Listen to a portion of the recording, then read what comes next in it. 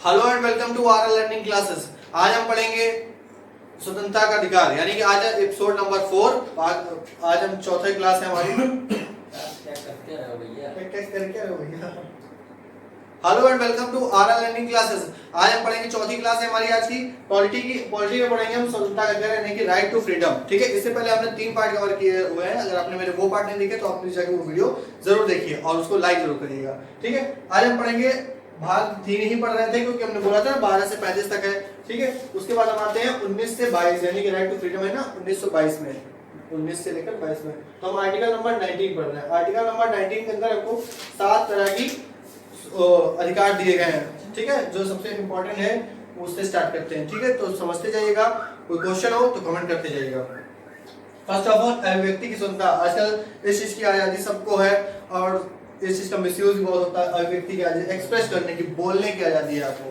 ठीक है, आप कुछ भी बोल सकते हैं, कुछ भी कर सकते हैं। इसकी आजादी आपको किसके अंदर मिलती है? आर्टिकल नंबर 19 के ए में। ठीक है, अभिव्यक्ति की आजादी, बोलने की सबसे पहले।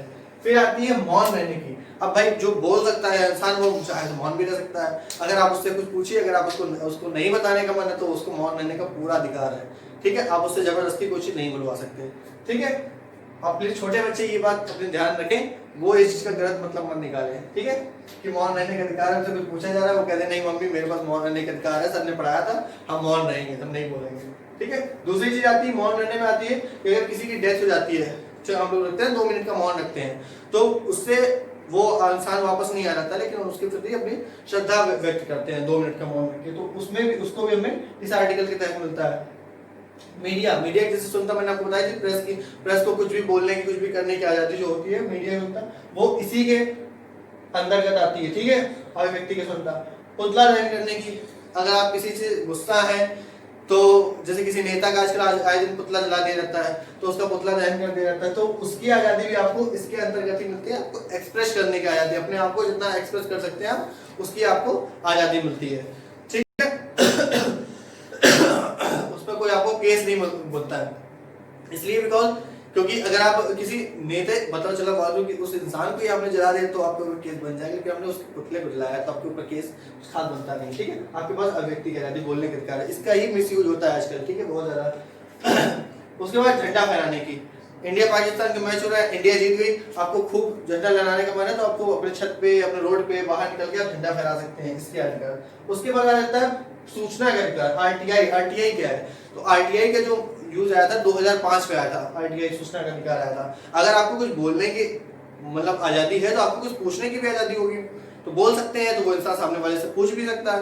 अब पूछने का अधिकार इसलिए दिया गया सबको सूचना का अधिकार। किसी भी चीज में अगर आप कुछ पूछना चाहते हैं गवर्नमेंट से रिलेटेड तो या किसी भी संस्थान से रिलेटेड, तो आप उसकी आरटीआई डाल के उससे आप अपनी सूचना प्राप्त कर सकते हैं। ठीक है, आई होप आप सबको ये चीज क्लियर हो गई होगी। उसके बाद आता है सभा असेंबल करने की। अगर आप अच्छे बोलने वाले हैं, भाई स्टेप बाय स्टेप चलेंगे लाइन से, आपको सब समझ में आ जाएगा। अगर आप अच्छा बोल सकते हैं तो भाई आपके 4 लोग सुनेंगे आपकी बातें, तो वो आपके पास आएंगे, आपसे मेलजोल बढ़ाएंगे, तो आप उनको एक अपना ग्रुप बना लेंगे। होता है ना ग्रुप, जैसे व्हाट्सएप की ग्रुप बनता है, तो आप भले एक से बात करते हैं, अब उसका पसंद आया आपको तो 2 से 4 इंक्लूड होते जाते हैं, तो आप एक ग्रुप बना लेते हैं, सभा आप अच्छे कर लेते हैं। उसके बाद संगठन ग्रुप यहाँ पर आएगा। ठीक है, अब आपने 4 लोग इकट्ठा हो गए आपके पास, तो आप उसके बाद आप उसको संगठन बना सकते हैं। ठीक है, मिलकर संगठन बना लिया भाई, ग्रुप बना लिया। उसके बाद संचरण। अब भैया मन आया चलो घूमने चलते हैं। ठीक है भाई, अकेले आपने तो घूमने जल्दी जाएगा नहीं, घूमने जाएंगे ज्यादा लोग, तो भाई जब आपके पास ज्यादा लोग इकट्ठा हो गया, आपके पास एक ग्रुप बन गया, अब आप संचरण करने जाएंगे नहीं, घूमने के लिए जाएंगे, घूम सकते हैं। यानी कि पूरे इंडिया में आपको कहीं भी घूमने की आजादी है। ठीक है, आराम से आप घूम सकते हैं। उसके बाद आप घूमने निकले हैं, पता चला कहीं पसंद आ गया तो लगता है अब यहीं रहते हैं। ठीक है, तो उसके लिए आर्टिकल उसमें आ जाता है 1905 में निवास एवं रहने की 5वां नंबर आ जाता है, निवास एवं रहने की स्वतंत्रता। आप चाहे जहां इंडिया में आपको मन हो वहां रह सकते हैं और आप वहां पर निवास कर सकते हैं। पहले ये चीज जम्मू कश्मीर में एलिजिबल नहीं थी। ये वाला जो नंबर है, ये 5वां नंबर, ये जम्मू कश्मीर में एलिजिबल नहीं था, वहां पर आप निवास और रह नहीं सकते थे। ठीक है, लेकिन अब तो वो भी इंडिया का ही अंग हो गया, क्योंकि यूनियन टेरिटरी हो गया, वहां से 370 आर्टिकल हट गया है, उसके बारे में हम आगे बात करेंगे जब 370 पढ़ाएंगे। तो अभी जान लीजिए कि आप पूरे इंडिया में कहीं भी निवास कर सकते हैं, कहीं भी रह सकते हैं। ठीक है, अब आप निवास करेंगे, रहेंगे, तो कब तक किराए के मकान में रहेंगे, तो आपको अपने लिए खुद की प्रॉपर्टी खरीदनी पड़ेगी। तो उसमें आता है छठे नंबर पे संपत्ति, यानी कि आपको खुद की प्रॉपर्टी खरीदने का अधिकार है, ठीक है। उसके बाद आ जाता है, अब प्रॉपर्टी खरीद लिया आपने, उसके बाद आप भाई वहां रहने के लिए गुजर बसर करने के लिए कुछ तो चाहिए, तो उसके बाद यानी कि अपने मनपसंद का आपको व्यापार करने की सुविधा है, ठीक है। आप कुछ भी अपने मनपसंद का चाहे जो कर सकते हैं। तो इस तरह से पूरा हम लाइन से एक बार रिवाइज करते हैं। सबसे पहले बोलने की आजादी, बोलने के बाद आप अच्छा बोलते हैं तो आप 4 लोगों को इकट्ठा कर सकते हैं, यानी कि सभा बना सकते हैं। उसके बाद उन्हीं सभा से एक ग्रुप बना सकते हैं, संगठन बना सकते हैं। उसके बाद घूमने जा सकते हैं, घूमने जाइए, पूरे इंडिया में घूमिए। इंडिया में घूमने के बाद आपको रियलाइज हुआ, आप कह रहे नहीं मुझे ये चीज जगह पसंद है, मुझे गोवा पसंद है, मुझे ये जम्मू कश्मीर पसंद है, मुझे हिमाचल पसंद है, तो मैं यहाँ रहना चाहता हूँ, तो आप वहाँ पर निवास रह सकते हैं। रहने के बाद आप वहाँ पर प्रॉपर्टी खरीद सकते हैं, ठीक। पहले जम्मू कश्मीर में नहीं खरीद सकते, लेकिन अब वहाँ भी खरीद सकते हैं, ठीक है। उसके बाद आ जाते हैं व्यापार, आप कुछ भी चाहें तो किसी भी चीज का बिजनेस कर सकते हैं, आप कोई भी कार्य कर सकते हैं वहाँ पर, ठीक है।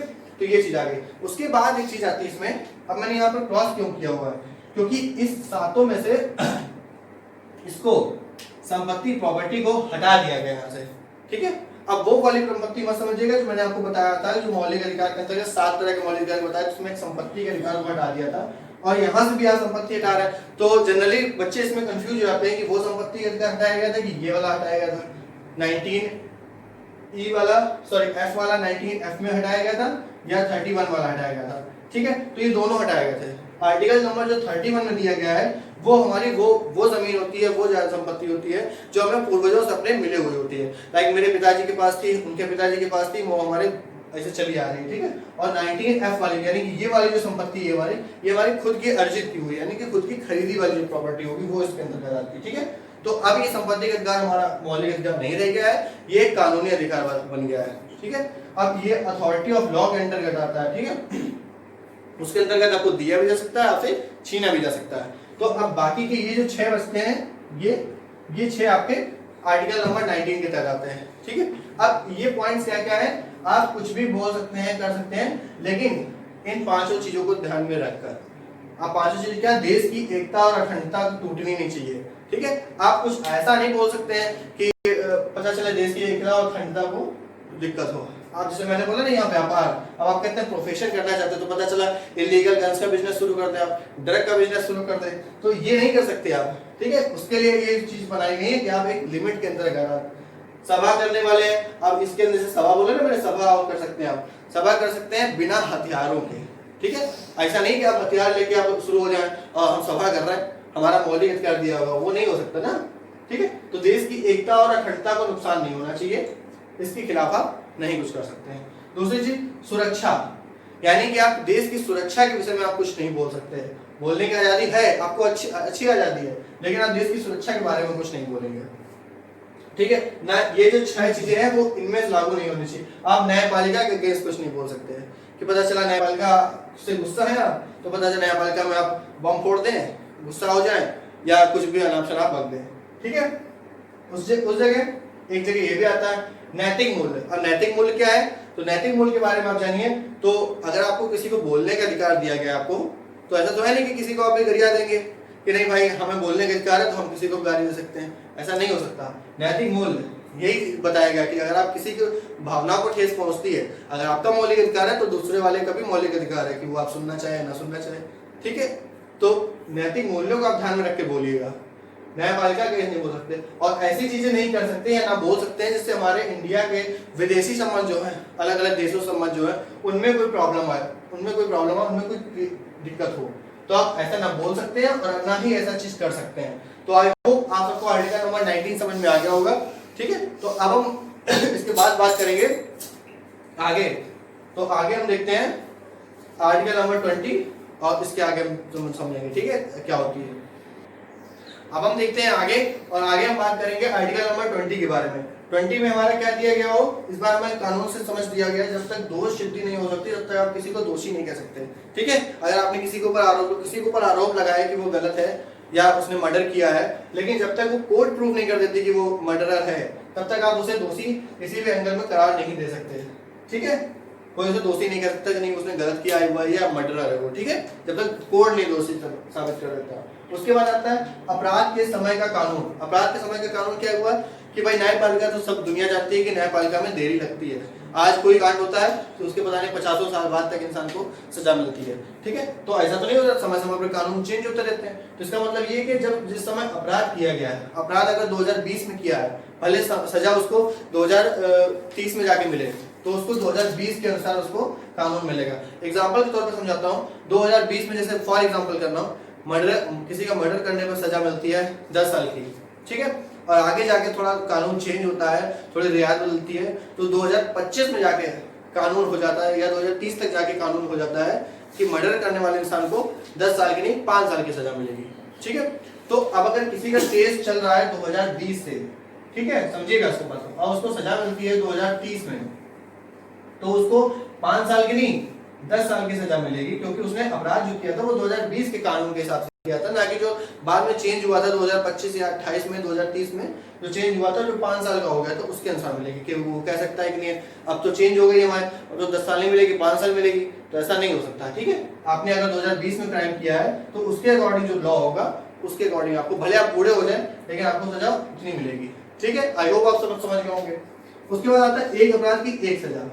एक अपराध की एक सजा, अगर आपने मर्डर किया है तो आपको जो सजा मिलेगी, ठीक है, वो देश का कोई भी इंसान हो, शाहरुख खान हो या विराट कोहली हो, किसी कोई भी हो, तो उसको भी वही सेम टू सेम सजा मिलेगी। आपका दोस्त हो उसको भी सेम टू सेम सजा मिलेगी, ठीक है। और एक बार सजा मिलती है। अगर आपने एक बार खून किया है तो आपको एक सजा मिलेगी, और 2 बार किया है तो भी सजा आपको एक बार मिलेगी, ठीक है। उसके बाद बार बार एक खून की एक से ज्यादा बार सजा नहीं मिल सकती, समझ गए होंगे आप। तो लास्ट आता है खुद के विरुद्ध गवाही के विवश नहीं किया जाता, ठीक है। अगर आपने कोई क्राइम किया है तो उसके लिए पुलिस या कोई भी इंसान आपको जबरदस्ती आप पर प्रेशर नहीं बना सकती कि नहीं आप अपने विरुद्ध गवाही दीजिए, आप अपने लिए कोई मत खड़ा करिए, आप खुद बोलिए कि नहीं, खुद कबूल कर लीजिए कि नहीं आप ऐसा है। इसीलिए जनरली कहा जाता है कि जो पुलिस के सामने दिया गया बयान होता है वो कोर्ट में एडमिसिबल नहीं होता है, ठीक है। इसीलिए तो अगर आपको कल को कोई आप कुछ करते भी हैं, अगर आपको पुलिस पकड़ के ले भी जाती है, तो आप उसकी मार से बचने के लिए आप तुरंत कह दीजिएगा हाँ हमने कबूल किया है, हमने किया है, ठीक है। और जब आप कोर्ट में जाइएगा तो कह दीजिएगा नहीं किया है, क्योंकि उस जगह कुछ नहीं कर सकता वो इंसान, ठीक है। तो जनरली यही होता है, ठीक है। पुलिस के सामने अगर आप कोई बयान देते हैं तो वो कोर्ट में नहीं माना जाता है, कोर्ट से निकाल दिया जाता है, क्योंकि सबको मालूम है कि पुलिस ने जबरदस्ती करवा के या टॉर्चर करके उससे वो निकलवाया होगा, ठीक है। तो ये होता है खुद के विरुद्ध गवाही के लिए आप विवश नहीं कर सकते, ठीक है। तो आई होप आप सब ये चीज समझ गए होंगे। आर्टिकल नंबर 20 आपको समझ में आ गया होगा। अब हम देखते हैं आगे और हम बात करते हैं आर्टिकल नंबर 21 पे। ये मोस्ट इंपॉर्टेंट आर्टिकल है, क्योंकि इस पर बहुत सारा विचार विमर्श होता रहता है, जनरली आए दिन कानून होता रहता है, और सबसे ज्यादा सुप्रीम कोर्ट इससे खेलता रहता है, ठीक है, खेलता रहता है, इसमें आए दिन चेंजेस करता रहता है, ठीक है। तो सबसे मोस्ट इंपॉर्टेंट है प्राण एवं दैहिक स्वतंत्रता का अधिकार सबको दिया गया है, ठीक है। अब ये क्या चीज है, तो बोला गया life and personal liberty. Life, सबसे पहले आता है लाइफ, आपको अपने लाइफ जीने का पूरा अधिकार है। तो सबसे पहले आता है पर्यावरण, यानी कि पोल्यूशन, सॉरी पर्यावरण बोल रहा हूँ, पर्यावरण मतलब इन्वायरमेंट, पोल्यूशन से लेना देना है। अगर आप जैसे गाड़ी चलाते हैं, ठीक है, अगर आप मोटर व्हीकल, क्या है भाई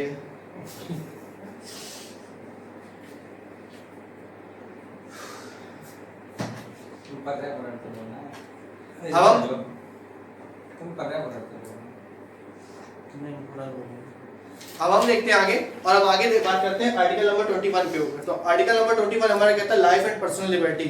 सबसे मोस्ट इंपॉर्टेंट टॉपिक है हमारा, मोस्ट इंपॉर्टेंट आर्टिकल है, क्योंकि इससे आए दिन सुप्रीम कोर्ट में चेंजेस होते रहते हैं, और इससे सुप्रीम कोर्ट ने सबसे ज्यादा समझो कंफ्यूजिंग वाला जो आर्टिकल है वो यही article number 21 life and personal liberty. तो इसके बारे में हम जानते हैं, इसके बारे में हम क्या कहते हैं, सबसे पहले लाइफ में आते हैं, और लाइफ में हमको किस किस टाइप की हमको सुविधा मिलती है, वो मिलती है पर्यावरण, ठीक है।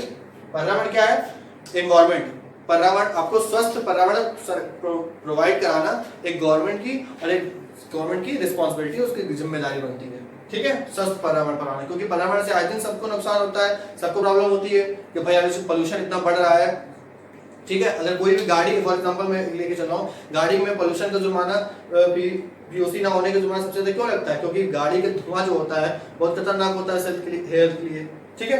तो वो अगर सामने वाले को प्रॉब्लम कर रहा है तो वो उस पर चाहे तो केस कर सकता है कि भैया इस गाड़ी का हवा हमको इस चीज से प्रॉब्लम हो रही है। तो सबसे पहले उसकी गाड़ी, अगर आपकी गाड़ी होगी, ठीक, आपकी गाड़ी होगी, अगर आप ज्यादा धुआं छोड़ती है, ज्यादा खराब चीज फेंकती है तो वो आपको पुलिस उठा के ले जाएगी और उस गाड़ी को सीज कर देगी। आप देखते हो ना आए दिन इंजन चेंज होते हैं, पहले BS4 वाहन आते थे, अब आजकल BS6 चल रहा है, तो इसीलिए चल रहा है क्योंकि पर्यावरण को नुकसान पहुंचा रहा है BS4, अब आ रहा है BS6। तो ऐसे टाइम टू टाइम चेंज होता रहता है, तो इसलिए पर्यावरण पे सबसे ज्यादा ध्यान दिया जाता है। उसके बाद आती है, पहले इसमें बात करते हैं स्वास्थ्य पे, ठीक है, इसमें हम थोड़ा बाद में आते हैं। स्वास्थ्य पे देखते हैं, हेल्थ की जिम्मेदारी पूरी तरह से गवर्नमेंट की होगी, ठीक है। गवर्नमेंट हॉस्पिटल में देखिए छोटे छोटे बच्चे जो पैदा होते हैं उनको अलग अलग तरह के टीके लगाए जाते हैं या पोलियो की ड्रॉप पिलाई जाती है। पोलियो ड्रॉप महंगी होती है लेकिन वो उससे 1 भी रुपये आपसे नहीं लेती है और वो आपको फ्री में प्रोवाइड कराई जाती है, इसीलिए क्योंकि स्वास्थ्य की जिम्मेदारी पूरी तरह से आपकी गवर्नमेंट की होती है, यानी कि सरकार की होती है, तो स्वास्थ्य का ख्याल आपका सरकार रखेगी, ठीक है, इतना आप समझ गए होंगे।